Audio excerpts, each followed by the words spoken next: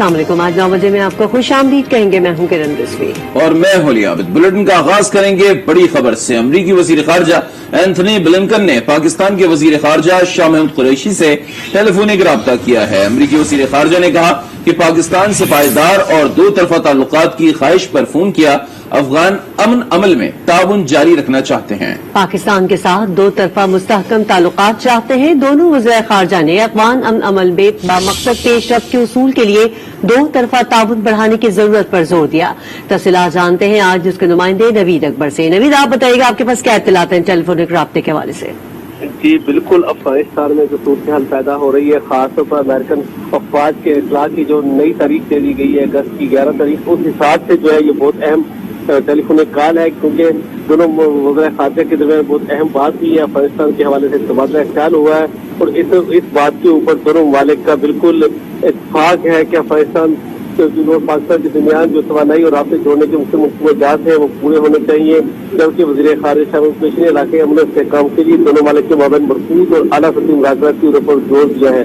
उनका कहना था कि पाकिस्तान अमरीका के आला सतही मुज़ाकरात बहुत जरूरी है।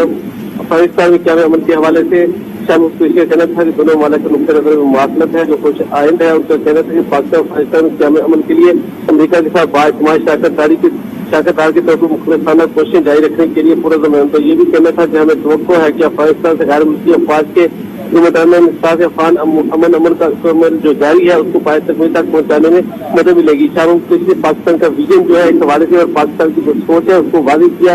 उनको कहना था कि पाकिस्तान चाहता है कि अफगानिस्तान में मामला जो है वो सियासी मुज़ाकरात के जरिए हल हो जाए और कोई सियासी मुफाहमत हो जाए तालिबान के दरमियान और दूसरे जो फरीक़ैन है अफगान हुकूमत के दरमियान, ताकि वहाँ पे जो है सूरत खराब ना हो। क्योंकि पाकिस्तान चाहता है कि अफगानिस्तान में अमन और इस्तेहकाम जो पाकिस्तान के लिए बहुत जरूरी है और यही बात जो है पाकिस्तान अमरीका के साथ भी वादे करती है। ये भी कहा है कि ठीक है नवीद अकबर, बहुत शुक्रिया, आपने तफसीलात से आगाह किया। आगे बढ़ते हैं। वज़ीर आज़म के मुशीर बराए कौमी सलामती मुईद यूसुफ कहते हैं कि अमरीका पाकिस्तान पर एतमाद क्यों नहीं करता, ये सवाल वाशिंगटन से पूछने का है। पाकिस्तान वाज़ेह कर चुका है कि अपने मफाद के बगैर किसी मुश्तरका कार्रवाई का हिस्सा नहीं बनेगा। वो वॉइस ऑफ अमरीका के नुमाइंदे अली फुरकान से खुसूसी गुफ्तगू कर रहे थे। एक मुल्क है जो 20 साल से ये कह रहा है ये जंग की सूरत हाल में आपको कोई किसी किस्म की कामयाबी नहीं हो सकती, सियासी मफाहमत के जरिए वहां का मामला हल करें। आज जो अमरीकी उस वक्त कमांडर्स और हुकाम और ऑफिशियल शामिल थे वो कह रहे हैं जी 2002-03 में गलती हो गई, तालिबान से बात कर लेनी चाहिए थी। पाकिस्तान तो बार बार ये कह रहा था रिस्पॉन्सिबल विड्रॉल, अभी भी कहता रहा रिस्पॉन्सिबल विड्रॉल। आस्क अमेरिका, मैं तो आपको बार बार कह रहा हूँ कि पाकिस्तान ने इतनी कोशिश की है। पाकिस्तान का भी ये व्यू था, पाकिस्तान का आज भी वही व्यू है कि अमेरिका और पाकिस्तान ने मिलकर काम करना है। अमेरिका का ये व्यू नहीं है। क्यों तब्दीली आई? हाँ, अगर इस बात पे नाराजगी हो जानी है कि पाकिस्तान अपने मौक़िफ़ पे जहां अपना मफाद देखता है उस पे खड़ा होता है तो वो तो अच्छी बात नहीं है। या तो वो रहे हैं, हम तो ये कह रहे हैं कि बैठे, ये है बराबरी कि पेशकश या इंस्ट्रक्शन वाला मामला नहीं है। हमारे साथ बैठ जाएं, हमारे साथ बात करें, लेट्स सी कि क्या चीज इकट्ठी कर सकते हैं। बड़ी अच्छी मीटिंग हुई मेरी और अमेरिकन नेशनल सिक्योरिटी एडवाइजर की जिनीवा में, बड़ी अच्छी बात हुई, मुस्बत बात हुई, आगे चलने का फैसला हुआ और उस पर काम भी हो रहा है। और इसी पर मजीद पार करेंगे। एंकर पर्सन शौकत पराचा हमारे साथ मौजूद हैं और उनसे तज़किया हासिल करेंगे। शौकत पराचा, आप क्या कहेंगे? ये बहुत सूरत हाल अब वाज़ेह होती जा रही है कि तालिबान बहुत तेजी के साथ जो है हम देख रहे हैं कि अफगानिस्तान पर जो है वो आगे बढ़ रहे हैं, तो अमरीका पाकिस्तान पर एतमाद क्यों नहीं करता है? ये सवाल वाशिंगटन से पूछने का है। वज़ीर आज़म के मुशीर बराए कौमी सलामती मुईद यूसुफ ये कह रहे हैं। देखिए, यकीनन एतमाद तो नहीं है और ये आज की बात नहीं है। जब से 9/11 शुरू हुआ है उसके बाद जनरल परवेज मुशर्रफ की हुकूमत थी, अमेरिका यही कहता रहा कि डबल गेम हो रही है। फिर जब पीपल्स पार्टी की हुकूमत आई तो ये कहते थे कि जी आप हक्कानी नेटवर्क के खिलाफ काम करें और इनफैक्ट पीपल्स पार्टी ने स्वात ऑपरेशन भी किया। लेकिन नवाज शरीफ की हुकूमत आई तो फिर आपको पता है ज़रबे आज़ ऑपरेशन भी हुआ। लेकिन अमेरिका के मुतालबात बढ़ते गए। ओसामा बिन लादेन वाला ऑपरेशन हुआ, उसके बाद अमेरिका ने सलाला ऑपरेशन कर दिया। फिर पीपल्स पार्टी की हुकूमत ने नेटो सप्लाई बंद कर दी 2011 में। 26 नवंबर को ये अटैक हुआ था और फिर नेटो सप्लाई 6 महीने बंद रही। 30 जुलाई 2012 को नेटो सप्लाई का एक MOU साइन हुआ, एग्रीमेंट हुआ, ہیلری کلنٹن نے سوری کی تو اس کے بعد نیٹو سپلائی بحال ہوئی.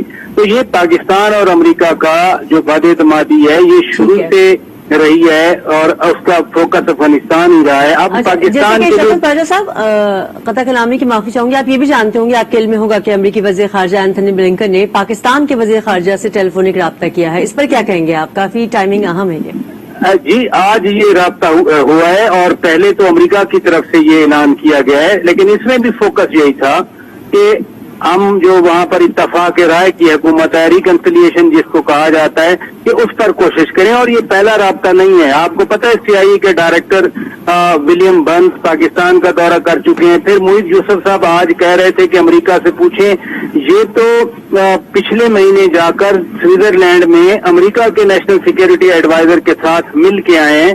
تو باتیں تو چل رہی ہیں دونوں ملکوں کے درمیان. آج پھر فارن منسٹر لیول پہ یہ ٹیلی فون پر رابطہ ہو گیا. لیکن یہ بھی یاد رکھیں کہ جب سے پریزیڈنٹ بائیڈن آئے ہیں اسی وقت یعنی جنوری میں پاکستان کی طرف سے باقاعدہ ایک ریٹن گیا تھا نوٹ وربیل. یہ میں آپ کو ود اتھارٹی بتا رہا ہوں کہ وزیر اعظم عمران خان آپ کو مبارکباد دینا چاہتے ہیں بائیڈن کو، لیکن ابھی تک وہ رابطہ نہیں ہوا.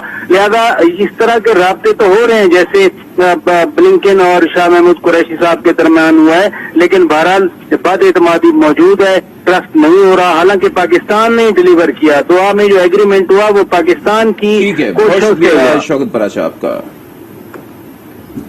دوسری جانب افغانستان کے مختلف صوبوں میں طالبان کی پیش قدمی جاری ہے. طالبان نے ہرات کے سرحدی علاقے قلعہ اسلام پر قبضہ کر لیا ہے. افغان فوجی فرار ہو کر پناہ لینے ایران پہنچ گئے. ماسکو میں پریس کانفرنس کرتے ہوئے طالبان نے ملک کے 85% علاقے کا کنٹرول حاصل کرنے کا دعویٰ کر دیا.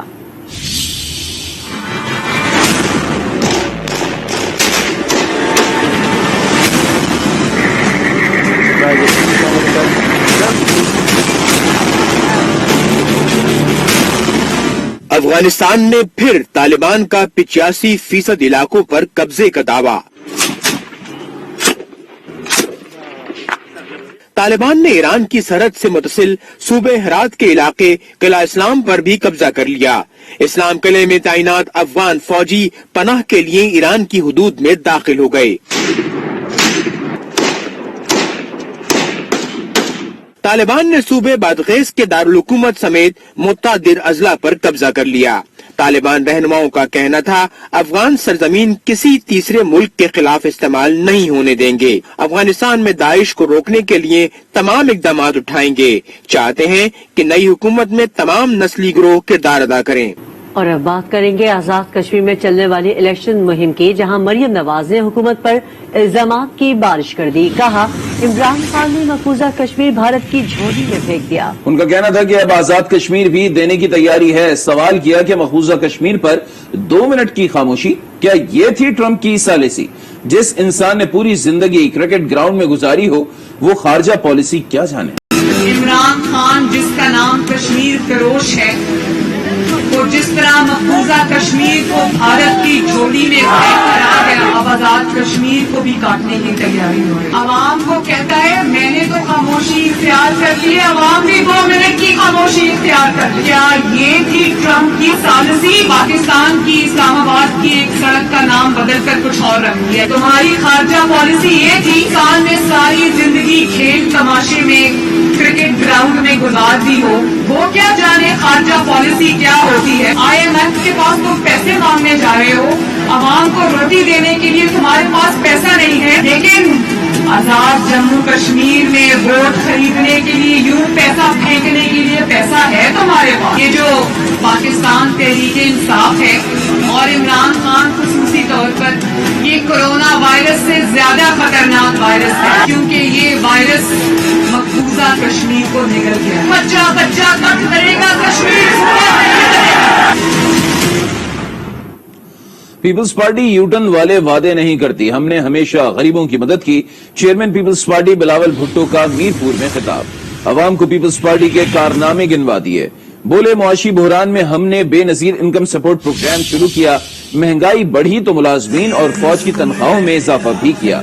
آصف علی زرداری نے یہ اضافہ کرایا. بلاول بھٹو کا کہنا تھا کہ پی پی کے جیالے کٹ پتلی اور شیر کو کشمیر سے بھگا دیں گے.